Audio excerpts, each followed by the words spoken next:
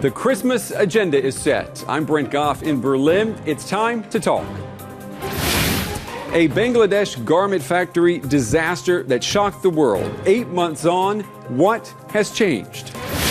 The Christmas tradition as we know it today, made not in Bethlehem, but in Germany. And helping a worthy cause is just a click away. So why the guilty conscience? Welcome to this Christmas edition of Agenda, everyone. I've invited 3 people today to talk, argue, and pry apart these headlines. One of the best gifts you can give this Christmas is your online voice of support. That is the holiday tip coming from Paula Hannemann. She is the Germany head of Change.org. It claims to be the world's biggest online petition platform.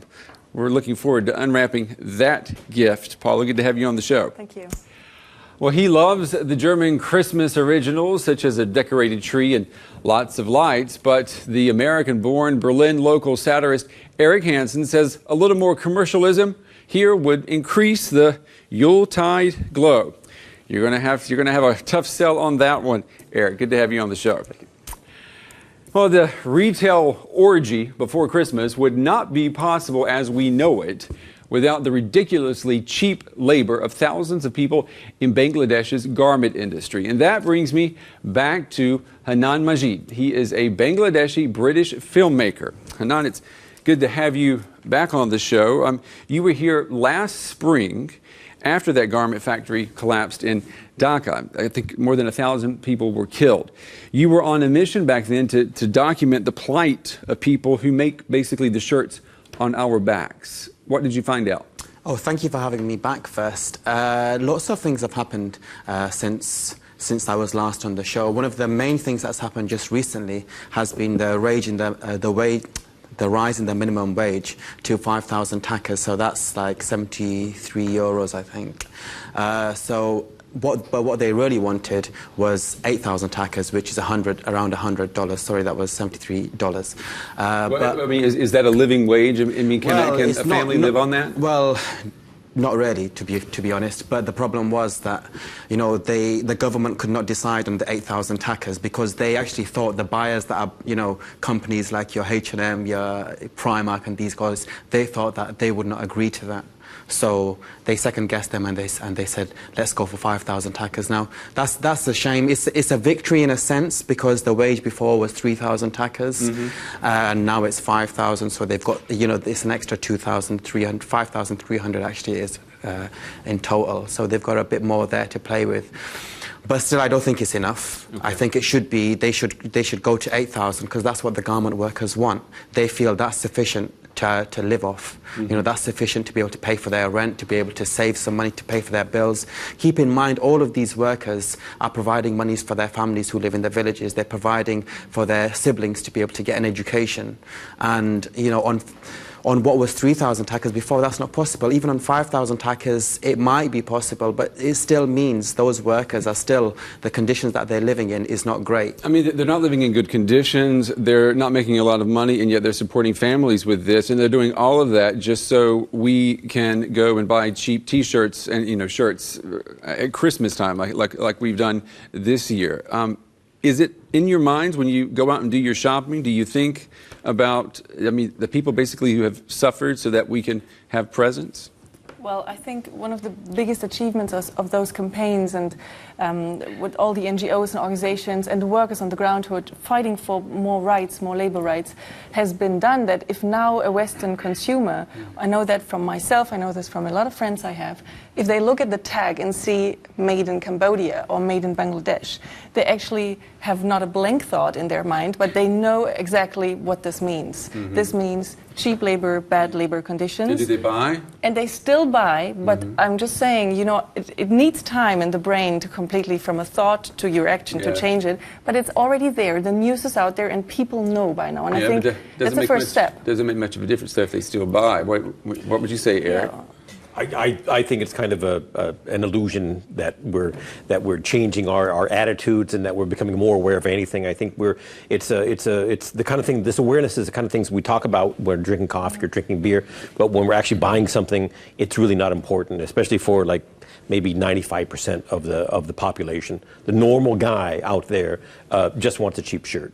And I'm not sure that he's really wrong. I'm not sure that is his responsibility, what's going on in Bangladesh. Yeah, I mean, exactly. I mean, let's bring some common sense to the consumer. Why should the consumer have to think about such things when they're going to buy something as simple as a T-shirt? Well, because they can pressure companies, and that is, if a company has a consumer brand and brands that's working for the biggest campaigning platform, I can tell you that companies want to protect their brands because that's the most important asset they have, the most valuable asset they have. And as soon as the information is out there that there's brands abusing labor rights, there's so much more target points you can tackle in campaigns, and we see this happening every day on change.org. There's tons of campaigns from consumers being started against small retailers, big retailers, to start asking to have responsible production chains.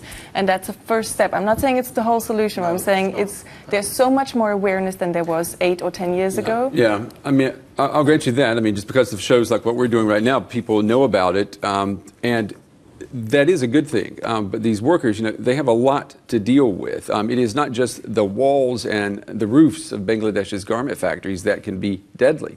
The latest killer, fires. Nearly 800 people have been injured in dozens of workplace fires. Most of these go unreported, and international labor advocacy groups say it is disturbing proof of the slow pace of change.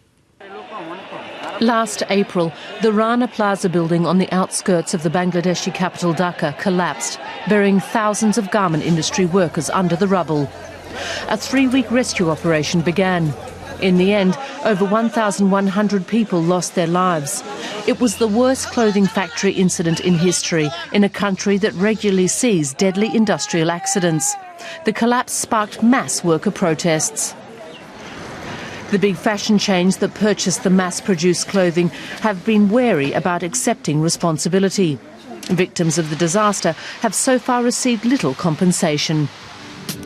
Several months after the accident, garment industry unions have managed to wrangle a new monthly minimum wage and to prepare a new accord on factory safety, which some major chains, including Walmart in the US, have refused to sign. So has there been any real progress on conditions in the garment industry in Bangladesh? Or is everything still just business as usual? Yeah, Anand, do the workers in Bangladesh, do they now feel that the world knows what they're dealing with every day? No, definitely they do, because of the coverage the Rana Plaza disaster got. Something we've not seen anything as huge as that. But it was strong what you were saying about the fires. The fires, there's one a week at the moment. It's gone so bad, and 80% of these fires are just like electrical cuts, Just bad wiring, just right? very bad wiring, and because of that, you're getting these huge fires. And now this is a big killer as well. Not only is there the building collapse, but just like you said yourself, 800 people have died. And the other big problem with that is that none of these brands are actually owning up to this. They're not handing out the compensation. So like these people who are getting injured and they're not able to work after that, they're not getting any compensation. Walmart's not giving them compensation, and neither are any of the Let's talk bigger about brands. Walmart, these big chains. I mean, they really have gotten an easy ride in the last 8 months. I mean, there really hasn't been a lot of bad press for Walmart, despite the fact that they refuse to sign any type of binding agreement. Exactly. They're very bullish, I think. They're very bullish in this, how they've been behaving with since the Rana Plaza, since the Tazreen fire as well, and since the other little fires that are happening. They're not willing to own up to that. But what's the leverage they've got? Because couldn't the government of Bangladesh say, you guys either sign on or you can't do business here? Well, this is the thing, and that's what I think the Bangladeshi government's got to be. They themselves have got to be a bit bullish as well, because they've got to realise that, well, hold on, Walmart are here for a reason, because our workers are able to make these garments. They make them very quick. they're efficient. So they should think, well, actually, we don't want our workers, our workforce, to be dying making these clothes. You know, we've got to look at this workforce and protect this. Yeah, but Walmart's there because these workers are cheap. I mean, let's be honest about this. Is it possible? I mean, you know the area. Could Walmart pack up and say, okay, we're going over to another country because those people are even cheaper? They'll have the same problems, though. Don't you think that even if they went somewhere else, you know, where are they going to go? You know, Sri Lanka, Afghanistan, where are they going to go? And it's just going to be, they're going to have the same types of problems. But if it's that obvious, then why aren't the politicians in Bangladesh using the leverage they have? Well, I think now, because since the Rana Plaza and since there's been so much pressure on the Bangladeshi government, you've started to see changes happening there. There are more health and safety checks. Teams have been set up. I was talking to the leader of the National Garments Workers Federation just before I came here, actually, to give me an update on what's happening. And he was saying, actually, the government, they have started to do things. One of the other things that you can say that the government has also done, which the brands didn't do, with the compensation, they started to hand out compensation to the families, but they also paid for the funeral services. They also paid for the injured. Now the brands, huh? Oh, that's cynical to pay for the funeral yeah, services. but you know, but I mean, it's still. I mean, it's something. What you need to look at is that, well, hold on, the people who are the culprits in this, the brands, they've not done that, you know. Right. And what it should be the government plus the brands doing this type of thing, not just them on their own. Well, the government workers, I mean, they can't rely on the government to be an advocate for them, right? I mean, who's protecting the workers besides people like you? It's unions. The unions are very strong there, and one of the other things that's happened since the Rana Plaza is become easier to form unions, which is a very positive step. Is that, you know, these workers can feel as though they've got somewhere to go. You know, if they're not getting paid on time, if they feel as though they're in danger, they've got someone to go to. Help us understand that. I mean, because you know, here in Europe, when you think about having strong unions, you're not going to have people working in any place where you've got bad wiring, where fires are starting. So, I mean, you know, how to square that circle for me? How can you have strong unions and a dangerous workplace? It's still in its infancy as well. Remember, you know, keep in mind in Europe and the Americas, unions have been around for a long time. Unions in Bangladesh only started in something like the 80s, 90s, you know, and now unions are being formed just recently because of their government has made it easier. So we can't expect everything to just happen with a click of a finger. Yeah. What about help from European unions? I mean, are you seeing any of that? There is. I remember we went just a few years ago, and we had like a shop steward from Unison, actually a big union in the UK, who came with us. Those links are there. The NGWF, you know, this is one of the unions that I work a lot with. They've been working with unions here. Unions have been bringing you know, their members over to come here to talk to, you know, its members in the UK. So there is that connection, and it's the same with Germany and Holland, for example, and the States. So there are, you know, unions here who are working with unions over there to be able to... What about political pressure coming from Europe? I know the EU is threatening. Yes, there is. There's political pressure coming from the States as well. There's political pressure coming from London as well, the UK. So, you know, these types of things are happening as well. But I think one of the main things is that it's time that the brands actually stood up and look at what they're doing. You know, it's good that I think through things like change.org, you are starting to see that your ordinary member of the public, they want the brands to know that we know what's going on and we want to say something, even if it is just press click and I'm going to sign a petition via that, then let it just be that. Or if it's going outside Gap and doing a protest, let it be that, you know. But I think, you know, now there's a generation here who want the brands to know that we know what's going on, and it's time that you guys start to look at the way you're behaving, because it's not like we're in this 80s or something like that, or, you know, where they could do whatever they want in places like Cambodia or Thailand, making trainers. Right, I mean, there is more transparency, but still, at the end of the day, people want a cheap T-shirt, period. But yeah, but I think there will be at one point production chains that are being looked over. I have a quick question. Do you think, like, it took decades in the last century in the Western industrialization to improve workers' rights? Do you think the connectivity of the world will kind of speed up that process in countries where industrialization is just starting? I mean, if you compare it, it's the same patterns, right? We had exploitation in Germany, in Great Britain. It's a leapfrog in developments. Can you see that? Because I'm not an expert on that issue, but can you see that there's a fast track for those countries to improve? I am starting to see a fast track at the moment, especially with, for example, we've been talking about the minimum wage. Now, for Bangladeshis, ordinary Bangladeshi garment workers, that's a big deal. That's a big issue. They've been, not that long ago, they closed 400 factories so that they could go out and protest about this. So it's a big issue.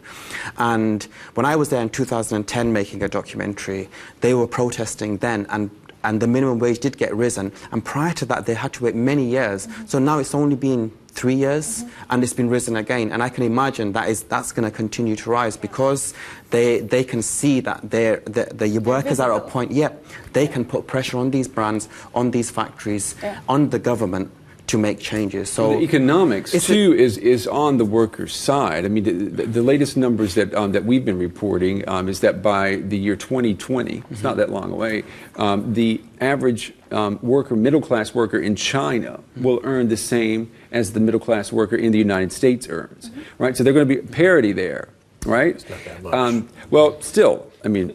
And you've got China there is this huge power in Asia with influence. So it's going to be harder for countries like Bangladesh to tell their workers, you have to work for peanuts. So economics, you could argue, is on their side. But we're being really optimistic here. It's Christmas. But we want to be optimistic here. But at the end of the day, the responsibility for the consumer. I mean, sometimes I feel like there's a little bit of flower child music playing in our heads when we think that when people go shopping for clothes that they're really going to be thinking about, the plight of the seamstress and not thinking about, the width of their waist. I mean, isn't that realistic? Well, there is a truth to that statement, and I think it probably there's a likeness that human beings have that kind of, how do you say, Trägheit? Like lethargy. Oh, they're lethargic. And it takes really long to change directions. But again, what's the point of not being positive to try to change things? Yeah, I think the problem is also with almost this generation, or even the start of this movement of trying to change the actions of companies since the 70s. It's kind of an illusion. It's kind of, we're doing it for ourselves.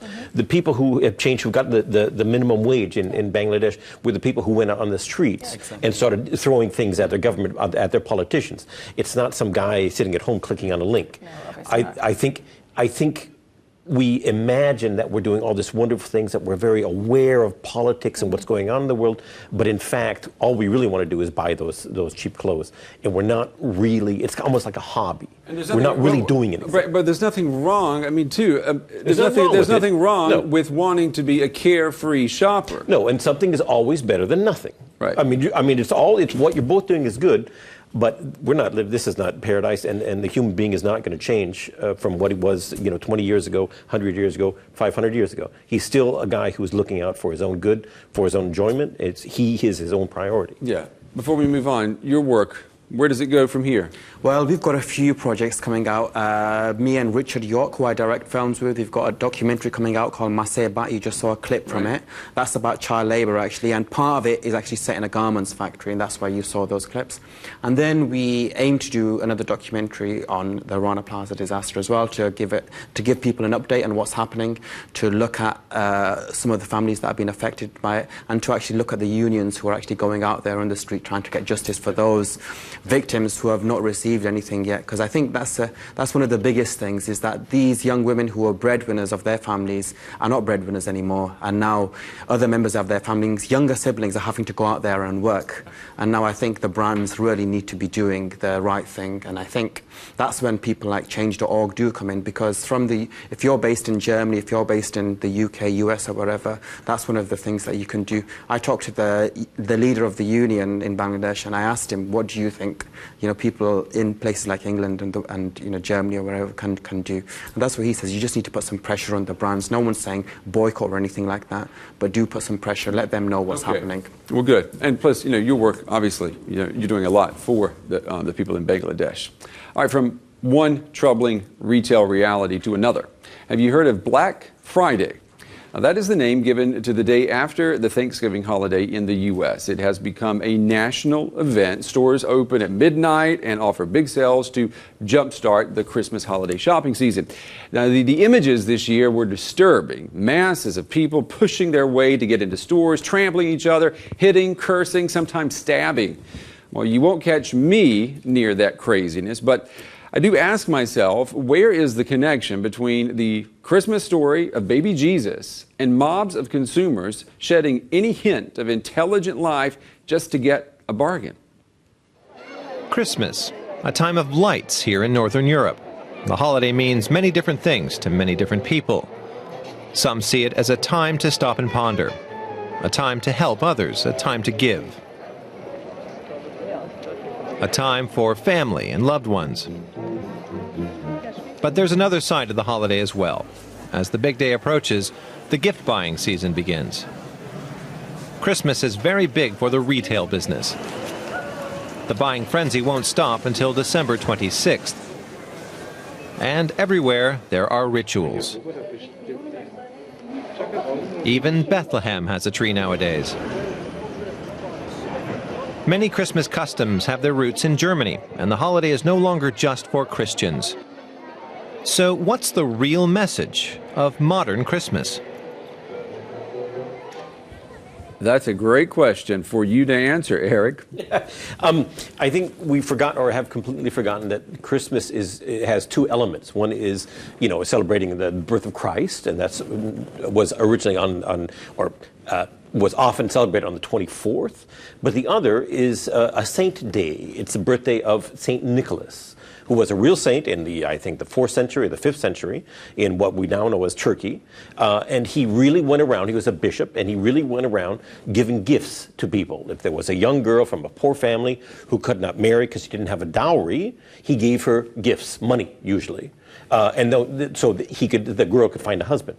And this celebration of a giver, of a selfless giving, was imported in, I think, the 10th century to Germany, and then from here it was imported to other places. Well, I mean, that's a headline right there. So the Germans took a Turkish man giving money to single women and turned it into Christmas. That's right. This was before, you know, under today's laws he would be in jail, of course. Exactly. But then under Luther, of course, banned saint days because it was a Catholic holiday. And so, but because he couldn't get rid of the gift of the tradition of giving, he moved Saint Nicholas to Christmas. He combined Christmas and Saint Nicholas. Right. And that's why we're celebrating now on the 24th, two things, the birth of Christ or Christianity and giving. And I think, and this buying, you got to remember, when people go out there and go crazy buying things, they're buying things usually for other people. And I think that's, even though it's crazy and nuts and it's overblown and too expensive, it's still a good thing in general. We're still giving something to someone else. I think that's good. I mean, I'll agree with you. It's good to give, but I guess it's how you give too, right? And what you give. I don't know. I mean, I think if I'm a guy and I need money to go to college, and someone gives me that money out of ulterior motives because he wants to, everyone to know that he's a great guy, I still have the money and I can still go to college. I don't care about his ulterior motives. I mean, the giving is still, as a value in itself, is still there. I don't like the guy who gives, money for ulterior motives, but I like his money. Do you guys agree with this? I think that the giving part of Christmas is actually beautiful. Isn't there also the three kings that also gave something to be? Isn't that also engraved in that tradition? Yes. So always there's something different. Yeah, but that was, I believe, if I'm not I may be incorrect there, but that was after the merging of the two traditions. Okay, I believe. Understood. But so at the giving part, I would never criticize. I think it's actually a beautiful thing, and everyone knows how nice it is to give. And if someone else unwraps a present, and they're happy about what they gotten. But obviously, there's a frenzy like a shopping frenzy that's been stimulated by companies and brands. And now we recently had Halloween in Germany, which was never there, and all of a sudden people start to buy Halloween stuff, and that wasn't there before. No, but you don't like that? Well, I do like the tradition of Halloween, and I like the trick-or-treating, but it's just, it feels as if you're pressured. You're pressured to consume, and if you are not aware of how much you're pressured to consume by all the advertising surrounding you, it might be quite difficult to be aware of what you're actually doing, and that you're constantly buying things that you might not need. So when I was a little girl, I grew up in Eastern Germany, and I grew up in a world, and I don't know how many actually did this by now, without any advertising. Just think about this for one moment. Going down a street, and you have no advertising messages around you, and that is actually was a quite interesting, and I think like it is now in North Korea. I mean, I just saw a photo expose from Pyongyang, and the streets there immaculate, no advertising, not a lot of cars, and it does make you have a completely different relationship with things around you. But I don't know if that's necessarily a better way. Well, I wouldn't rather live in North Korea than compared to having advertising in the Western world. Yeah. Don't get me wrong. But, I mean, but the pressure is there. Yeah, I mean, and it's on everyone. I mean, how Christian is Christmas today? I don't think it's just specific to Christians, really. Christmas. I come from a Muslim background, and within our families, people celebrate Christmas. You'll see the city, my hometown, which is Bradford in Yorkshire. There's people, Asian families still celebrate Christmas. I think everybody gets caught up in it because of you're bombarded with adverts and things like this. Exactly. Where just like you're saying, like on TV and things like this. I agree with everyone here that giving is good, but I think one of the things, I was reading a statistic that in the States, more than 50% spend more than they wanted to spend, meaning they get into debt because of Christmas. Because they're forced to consume, they see sales, or they see this, got to buy this thing for my cousin, they got to buy this thing for my kid. And I think if I would say anything to people who are out there shopping, and just buy within your means, really. Don't get into debt. Also think about the environment as well. Do we need all these things? And if you are going to buy something, maybe look at some of the old things that you've got and start giving them away to charity or something like this, so you're not just flabbergasted with just needless things in your house. It's a very Protestant attitude that you both have. As Muslim, you're actually very Protestant, I got to say. Do you have a Christmas tree? Not at the moment. I bet you will next year. Okay. Go ahead. This thing of not getting into debt, not spending too much, not going overboard, being small and trying to hold yourself back. It's part of our Western culture. It's part of our Protestant culture, but it isn't actually everything it's meant to be. Everything. It's not actually. It doesn't make us happier to spend less or to save more money. And it doesn't help the economy either. The economy is based on debts, on personal debt, and on state debt. But do you think people feel better when they go into debt, and when the bill comes in January? And no, but they don't feel worse if they don't go into debt. No. I think it's just it's your grandmother saying, "Don't spend the money you don't have. Be sure to spend up. Don't go to the bank. Don't buy that car until you have the money in the bank to buy the car." And Grandma was not an economist. She wasn't very good in economy. But Angela Merkel. Yes, she's very much like that. Yeah, exactly. Yeah. And she's a German chancellor. And also in England, they're using what is called austerity. And that's this Protestant tradition. Unfortunately, it's not working. Greece is still suffering. England is still suffering. In America, Barack Obama did the exact opposite. He went into debt, way into debt. Yeah. And it's very slowly, it is working. You could argue that that's an illusion, that it's not true. You can argue either way, but the idea that debt is bad and that consumerism is bad is something that I don't really agree with. But I'm suspicious. We could that's a different show. But why does it have to be associated with Christmas? Why do you have to have this frenzy? I mean, why can't you be happy giving your time to people you care about. We don't have time because we're busy shopping. Yeah, well, exactly, because we're busy shopping. I mean, everything. What we're all saying here is very nice, but a good dose of common sense, I think, needs to be put on the table. And people just should say, "I'm not going to do what everyone else is going to do." What's so hard about that? I have a feeling that this is like white man Western consumer guilt. We are who we are. We're consumers. All of us here. We buy and buy and buy, and everything that we do is based on buying. If I want to watch your film, I have to watch it on the internet. That means I have to have a computer or an iPad. Same with you. If I want to get involved and save the world, I have to do it on an iPad or something. So I have to buy and buy. And we look at ourselves, what we're doing, we realize what we're doing, and then we think, is this good or bad? Which is a good question to ask. But I think it's not automatically bad. We're telling ourselves that it's bad so that we have a feeling, oh, I'm better than I really am. But it's not. We're just consumers. Buying is actually not bad, and humans will always buy, meaning they will always allocate. I mean, we've always done that.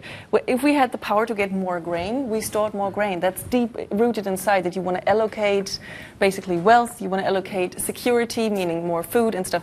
So buying is not bad. What is bad is the way it has been done in our world. It's being done basically on the back of the planet and of the resources. So the way we consume is basically destroying our resources where we live. And that's the problem. Well, that's something. That's a story every day. But getting back to Christmas, did everyone stay in their budget for Christmas presents this year? I did. I stayed in my budget. Yeah. What about you, Mr. Spending Lover? I've kind of developed for myself a reputation of being Mr. Scrooge, and I've managed not to. No one expects to get presents from me at all, which is great. You are telling us we need to burn our credit cards. Well, first of all, I love the show. I love watching everyone going crazy on Christmas, and secondly, I like living in an economy that works. It works. The economy works. In Germany, this is a rich country, and that's based on people buying. Exactly. So, all right. Well, that takes us then to our next topic. So how can you observe the true meaning of Christmas in this turbo-thrust commercial society? Well, you could get involved with a project or a group that's dedicated to giving back to society. Now, that requires time and effort. Or you could go online and click your favorite petition, and ho, ho, ho, you've remembered the reason for the season. Well, it's not that simple. Perhaps it's too simple. Critics of online activism say the era of click and sign has created a class of would-be do-gooders who don't do much at all. These days, if you want to attract attention to a cause you believe in, e-activism is the quickest way to get the word out. You can reach millions quickly if the campaign has the right emotional appeal. Some online activist websites bombard subscribers with calls for support. Others push you to sign online petitions. Getting involved is just a click or two away. The internet is a powerful tool for helping activists coordinate their actions and communicate them to the world. But do we really always understand the issues we sign up for? Critics say clicktivism is mainly about allowing people to feel good about themselves while doing very little. So, what you're offering is the slackards' version of doing good in society. That's a very interesting way of putting it, and I disagree with you. I can tell you why. So the term of slacktivism, meaning to slack, so to kind of be in the sofa, being lazy, and to be an activist, derives from a time where I must say online campaigning was just in baby feet, like it was just on the verge. And most petitions ranged around issues such as stop hunger in Africa forever, stop climate change now, and people would sign, but obviously no one really thought, oh my God, I'm going to making a difference here right now. And as things get better, they evolve, and online campaigning now has developed into a much, much more decentralized, hyper-localized version of what it used to be. So now think of citizen engagement and participation merely being organized online by everyone who has kind of an issue they care about or they want to change something. So if I sign a petition to ask my mayor to have more street cycle lanes, that is actually something I can achieve with other citizens together. That is not something that is far away, that is climate change, that is extremely complex, but I can do something within my community, in my local surroundings. And that's the idea of for Change.org, that providing tools for every citizen on the planet for free so that they can change the issues they care about. Stop going away from the meter changing the world and wanting to do all the better, but introducing the idea of the 7 billion solutions, as many as there are human beings. It sounds good, Yeah. but what it also sounds like is some clever people will put their petitions up there. They know how to sell, they know how to write, and they'll just wait for all of these couch potatoes to say, oh, that's a good idea, because you can click and send money and you don't have to do anything.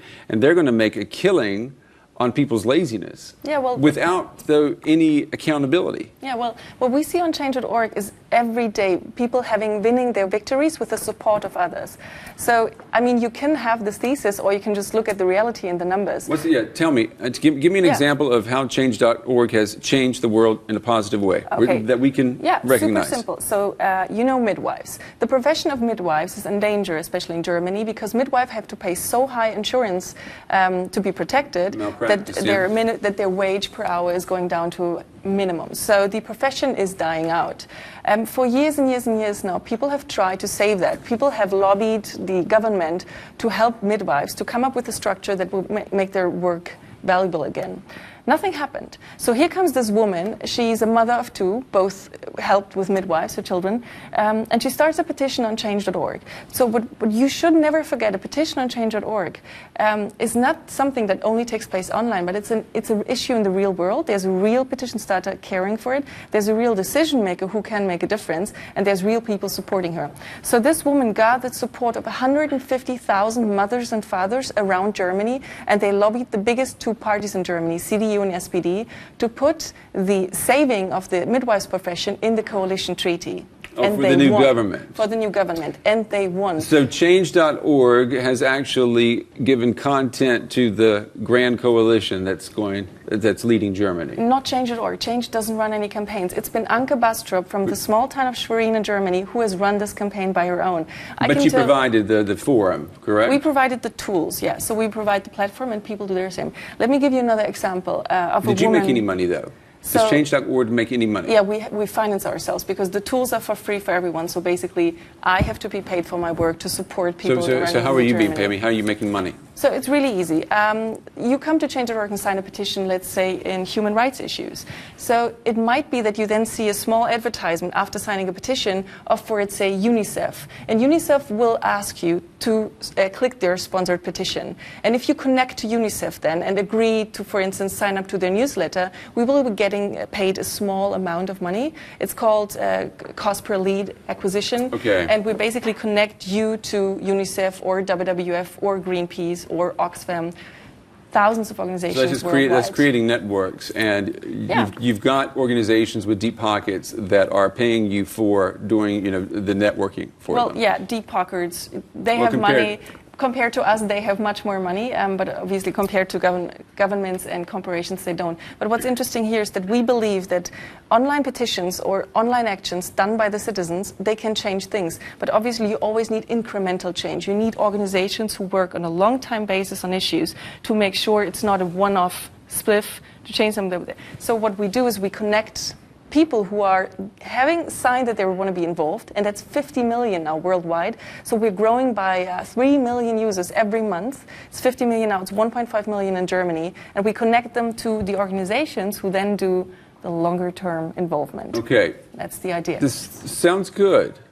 Is everyone feeling better? I think one of the positive things that I saw and how I came across Change.org was the International Labour Rights Forum and War on One. And this is, of course, it's about garments. So that's how I looked at it. And after the Rana Plaza, they did a big petition to encourage brands to sign up to the Fire and Building Safety Agreement. And I think they got over 100,000 signatories. And it did put pressure on brands joining the Fire and Building Safety Agreement. Arcadia Group joined it, and so that's one of the positive things. But like you said, it comes from a place where War on Want and the International Labour Rights Forum, they've been campaigning on these types of things for many, many years. Yeah. So it isn't just, you just click and you sign it. It's actually, those guys have been doing something about this. They've been doing protests, they've been doing rallies, they've been going outside Gap protesting and things. There is it's this not legwork that goes into it. I think when it is being slack is if you just sign it and you don't do anything else. Yeah. That's how I, traditionally, when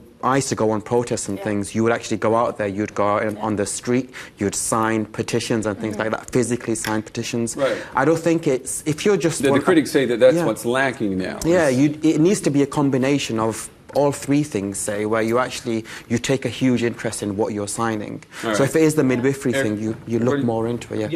But I think that's what's happening here. I think even if you had the Habama thing, the midwife petition, You would not just sign. That's only the first action. Well, no, And but then I'm thinking probably this got into the papers too, right? obviously, you need media to put pressure on. So it decision went to the makers. media, and then from the media, it went to the politicians. Yeah.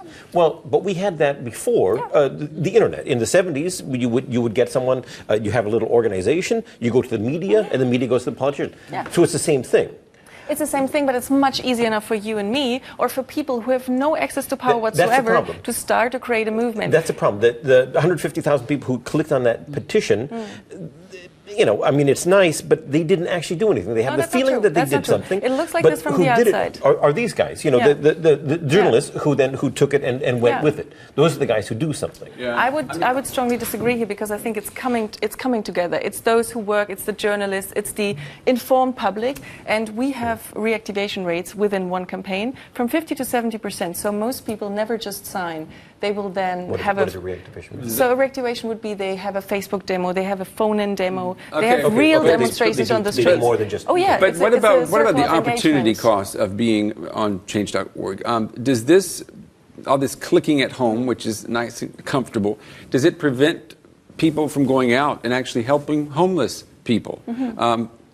That's the spirit of Christmas, right? You should be, you're doing something that gets you out of your comfort zone. You're not doing that when you're sitting with your laptop in your lap. Well, that's easy to answer, actually. So our numbers show, and also research, for instance, from the Georgetown University shows that those who sign online petitions today will be the petition starters tomorrow, meaning will be the ones who start then their own campaigns. Those who sign online petition are twice as likely as the traditional counterpart, donors, to actually be more engaged and take an offline action after they've taken an online action. We call this the cycle of engagement, or the ladder of engagement. Yeah. You start small, and then it's the art of campaigning to pull people in.